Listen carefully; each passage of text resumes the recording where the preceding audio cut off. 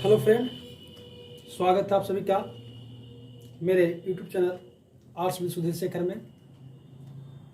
आज हम लोग भूगोल के कुछ महत्वपूर्ण प्रश्नों पर चर्चा करने वाले हैं और भूगोल के प्रश्नों का आज ये दूसरा वीडियो है।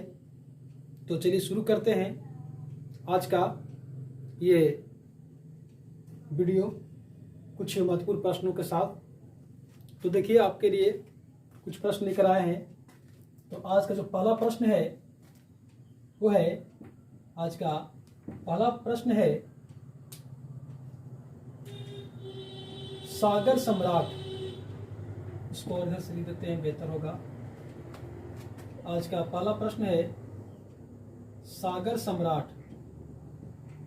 प्रश्न आता है कि सागर सम्राट से आप क्या समझते हैं या सागर सम्राट क्या है। सागर सम्राट क्या है? तो देखिए, सागर सम्राट क्या है।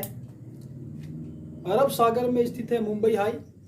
मुंबई वो तेल के लिए प्रसिद्ध है। पेट्रोलियम वहां से निकाला जाता है, तेल निकाला जाता है। वहीं पर एक मंच बनाया गया है जिसका नाम है सागर सम्राट। और सागर सम्राट एक जलयान है। ये क्या है? जलयान है जो तेल के कुएं खोदने का कार्य करता है। तो चलिए अब इसको लिखते हैं, देख लीजिए। इसे लिखेंगे कि अरब सागर में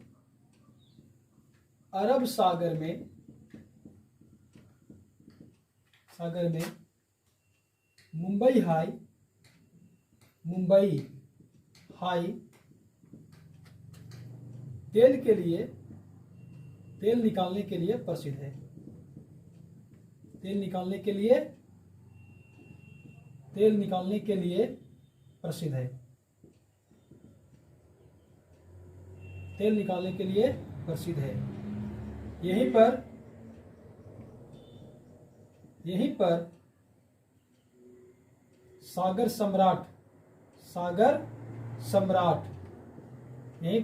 सम्राट नामक एक मंच बनाया गया है। एक मंच बनाया गया है जो एक जलयान है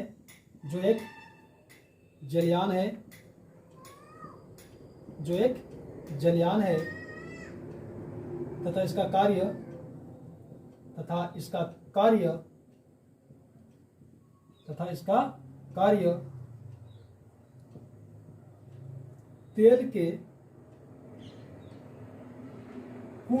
तेल के कुएं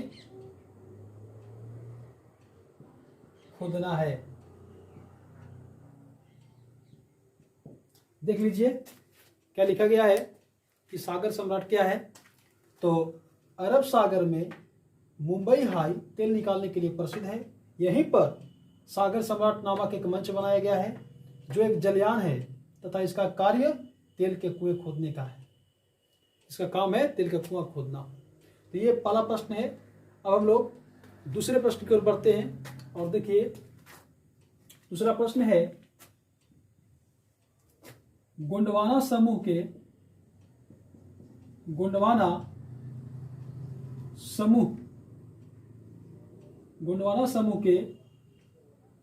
कोयला क्षेत्र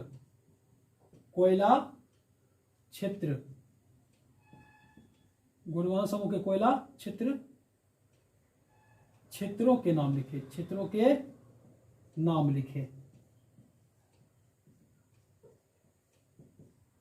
प्रश्न है कि गोंडवाना समूह के कोयला क्षेत्रों के नाम लिखे। देखिए, भारत में कोयला क्षेत्र जो है वो दो समूहों में मिलता है।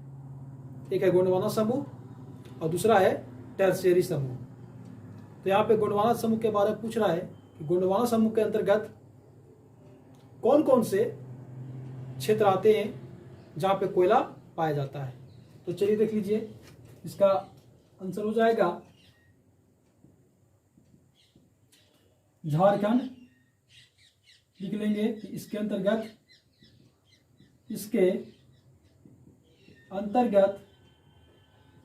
निम्न राज्य शामिल हैं, निम्न राज्य शामिल हैं। पहला हो जाएगा झारखंड, पहला हो जाएगा झारखंड हो जाएगा। अब झारखंड में देख लीजिए कि कौन कौन आएंगे। झारखंड के अंतर्गत झरिया, धनबाद, गिरिडीह ये सब क्षेत्र आ जाएंगे। उसके बाद आ जाएगा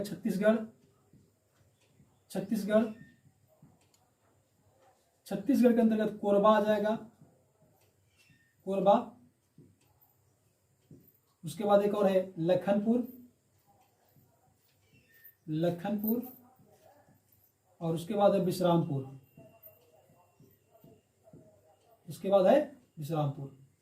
ये आ जाएंगे छत्तीसगढ़ के अंतर्गत। उसके बाद देख लीजिए आपको एमपी में आ जाएगा सिंगरौली आ जाएगा, और पश्चिम बंगाल का रानीगंज। ये सभी जो क्षेत्र आते हैं वो आते हैं गोंडवाना समूह के कोयला क्षेत्र के अंतर्गत। और यहाँ पर जो गोंडवाना समूह में जो कोयले मिलते हैं ये उच्च क्वालिटी के कोयले होते हैं। जो टर्सरी समूह जो भारत के पूर्वी इलाके जैसे असम, मेघालय, अरुणाचल प्रदेश, नागालैंड के क्षेत्रों में जो कोयला मिलता है वो टर्सरी समूह के अंतर्गत आते हैं। तो वहाँ जो कोयला मिलता है और गोंडवाना समूह में जो कोयला मिलता है ये बेहतर होता है उनकी अपेक्षा। तो ये रहा गोंडवाना समूह के कोयले के क्षेत्रों का नाम। अब हम लोग तीसरे प्रश्न की ओर बढ़ते हैं, और तीसरा प्रश्न देख लीजिए। तीसरा प्रश्न है आपका,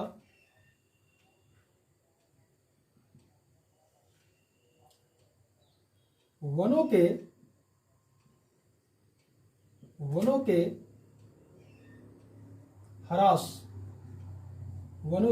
ह्रास के कारकों को लिखें,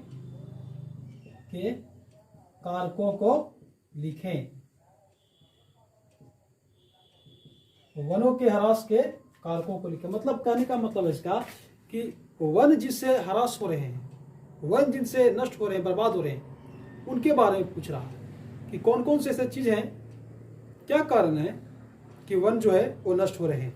तो चलिए देखते हैं कि इसके अंतर्गत क्या क्या शामिल हो जाएगा। तो इसके अंतर्गत आ जाएगा,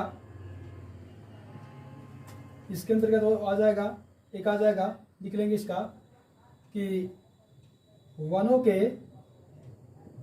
ह्रास के निम्न कारक हैं, ह्रास के निम्न कारक हैं। देख लीजिए क्या क्या है, पॉइंट कर देते हैं। एक हो जाएगा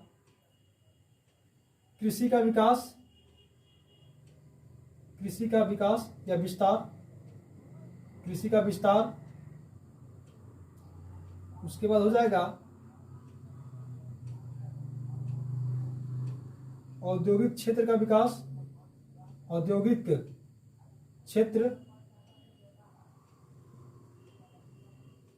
विकास, उसके बाद हो जाएगा शहरीकरण, और हो जाएगा आपको खनन कार्य,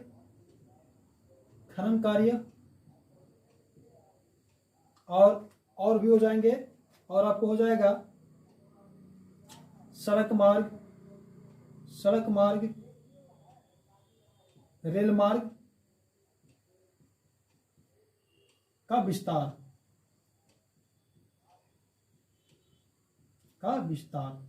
देख लीजिए यहाँ पे प्रश्न है कि वनों के ह्रास के कारकों को लिखें। क्या कारक हैं, कौन कौन से ऐसे कारण हैं जो वनों को ह्रास पहुंचाते हैं।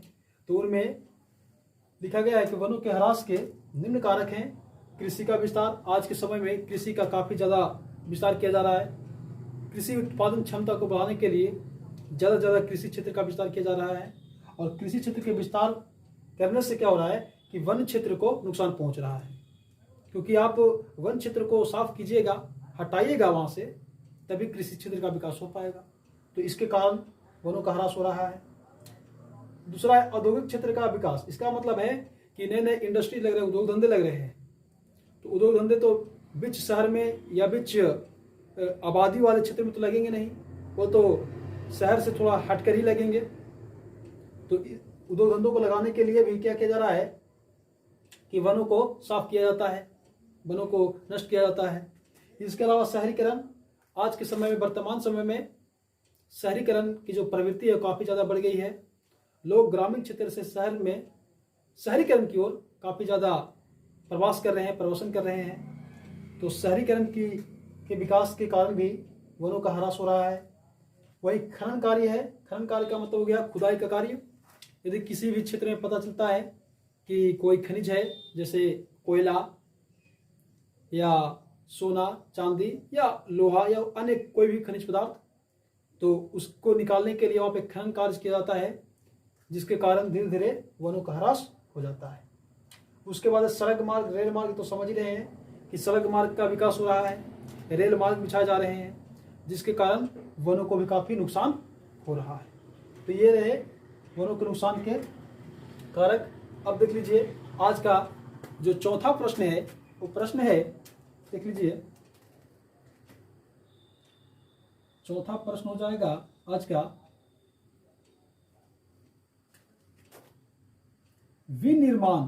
एक प्रश्न आता है कि विनिर्माण से आप क्या समझते हैं? विनिर्माण से आप क्या समझते हैं? विनिर्माण से आप क्या समझते हैं? विनिर्माण से आप क्या समझते हैं? तो देख लीजिए इसका आंसर। इसका आंसर हो जाएगा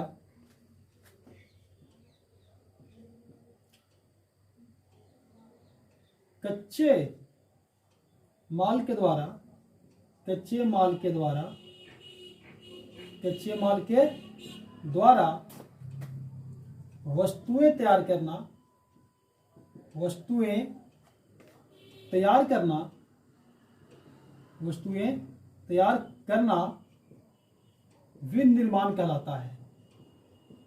क्या कहलाता है? विनिर्माण कहलाता है।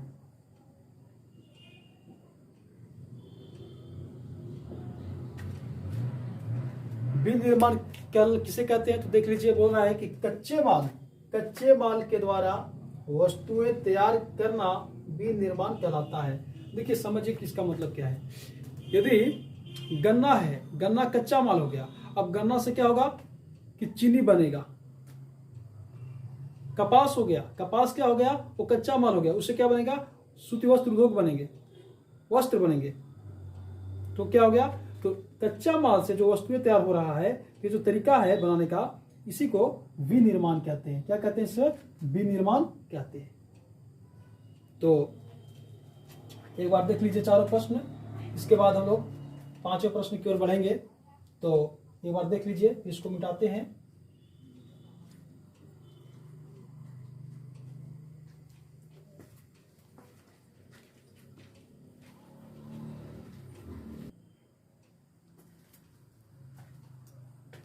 देख लीजिए पांचवा प्रश्न जो है हो जाएगा, पांचवा प्रश्न, हरित क्रांति से आप क्या समझते हैं? अच्छा क्वेश्चन है। हरित क्रांति, हरित क्रांति से आप क्या समझते हैं? हरित क्रांति से आप क्या समझते हैं? प्रश्न है कि हरित क्रांति से आप क्या समझते हैं? तो देख लीजिए हरित क्रांति के बारे में क्या है कि भारत सरकार कृषि क्षेत्र में विकास के लिए, कृषि क्षेत्र में काफ़ी ज़्यादा उत्पादन करने के लिए उसमें कई प्रकार के प्रयास किए। जैसे अच्छे अच्छे उर्वरकों का प्रयोग किया गया, उन्नत बीजों का प्रयोग किया गया, सिंचाई की सुविधा बेहतर बनाई गई, किसानों को प्रोत्साहन दिया गया। जब ये सब कार्य किया गया तो कृषि क्षेत्र में काफ़ी व्यापक बड़े स्तर पर विकास देखा गया और उसमें उत्पादन हुई, मानो एक क्रांति सा आ गया। यही कारण है कि इसको हरित क्रांति कहते हैं। यह इसका समय काल जो था वो 1966 से 67 ईस्वी का था। तो चलिए अब इसको देख लेते हैं इसका आंसर कैसे होगा। तो लिखेंगे कि कृषि क्षेत्र में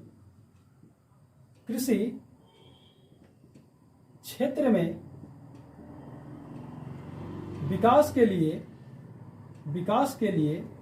कृषि क्षेत्र में विकास के लिए सरकार द्वारा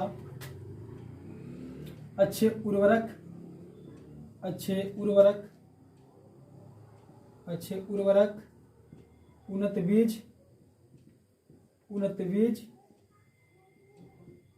उन्नत बीज, सिंचाई की सुविधा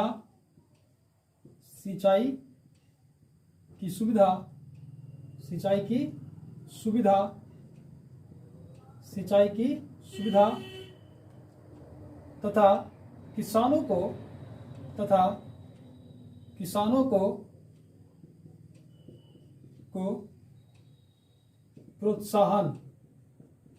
प्रोत्साहन किया गया।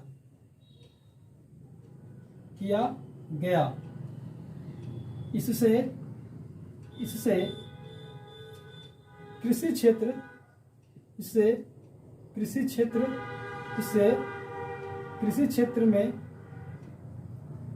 काफी विकास हुआ।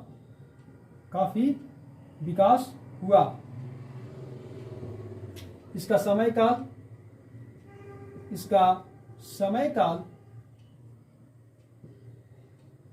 1966 से 67 ईस्वी था।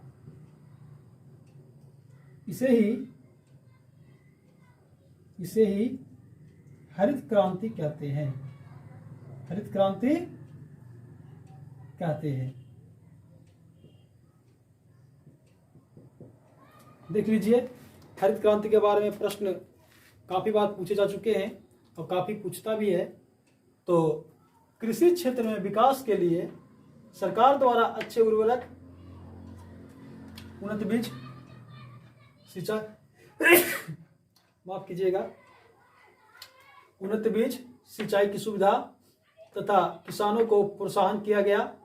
इससे कृषि क्षेत्र में काफी विकास हुआ। इसका समय काल 1966 से 67 ईस्वी था। इसे ही हरित क्रांति कहते हैं। तो कहने का मतलब है कृषि क्षेत्र में काफी ज्यादा विकास किया गया, काफी ज्यादा उत्पादन क्षमता को बढ़ाया गया, वही था हरित क्रांति। और इसमें एक चीज और याद रखिएगा कि इसमें गेहूं जो है, गेहूं की जो फसल है वो व्यापक रूप से बड़े स्तर पर उसका उत्पादन हुआ था गेहूं का। तो आज हम लोग 5 प्रश्नों पर चर्चा कर चुके हैं। तो उम्मीद करते हैं कि जो भी प्रश्न आज हम लोग चर्चा किए हैं वो आपको बेहतर तरीके से समझ में आया होगा। तो चलिए ठीक है, अब मिलते हैं एक नए वीडियो में। तब तक के लिए धन्यवाद।